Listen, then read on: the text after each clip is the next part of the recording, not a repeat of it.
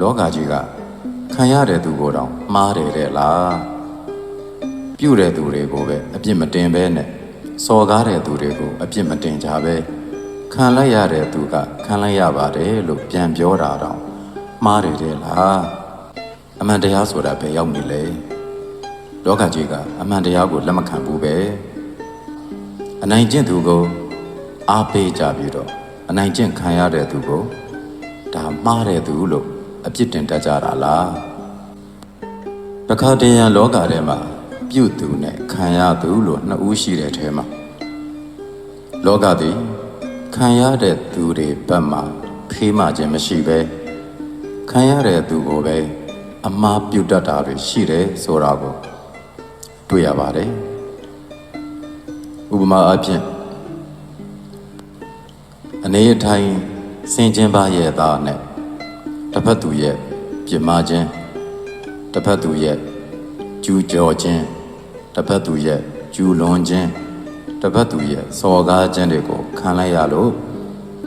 ရပါတယ်လို့ပြောတဲ့သူတွေကိုခံတဲ့သူဘက်ကိုချင်းစာမပေးခံရတဲ့သူဘက်ကိုနားလည်မှုမပေးကြဘဲနဲ့ပြုသွားသူသည်မှန်တယ်လို့မျိုးလုတ်တတ်တဲ့ပြောင်းပြန်လောကကြီးကိုတွေ့ရတဲ့အခါ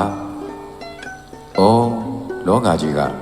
ခံရတဲ့သူကိုတောင်မှားတယ်တဲ့လားပြုတဲ့သူတွေကိုပဲအပြစ်မတင်ပဲနဲ့စော်ကားတဲ့သူတွေကိုအပြစ်မတင်ကြပဲခံလိုက်ရတဲ့သူကခံလိုက်ရပါတယ်လို့ပြန်ပြောတာတောင်မှားတယ်တဲ့လား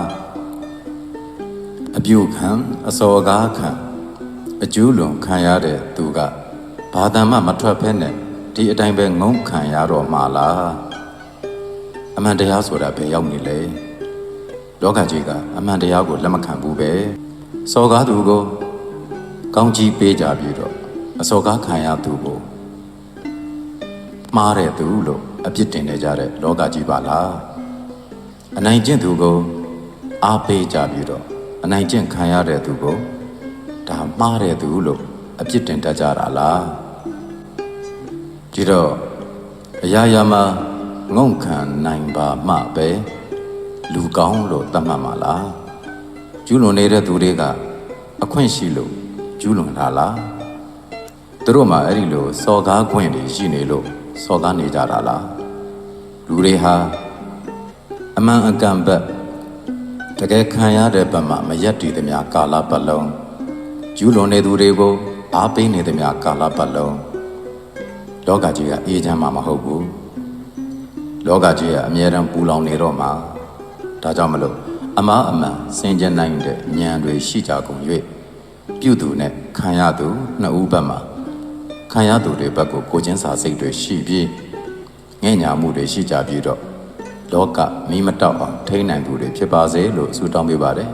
အားလုံးအေးချမ်းကြပါစေ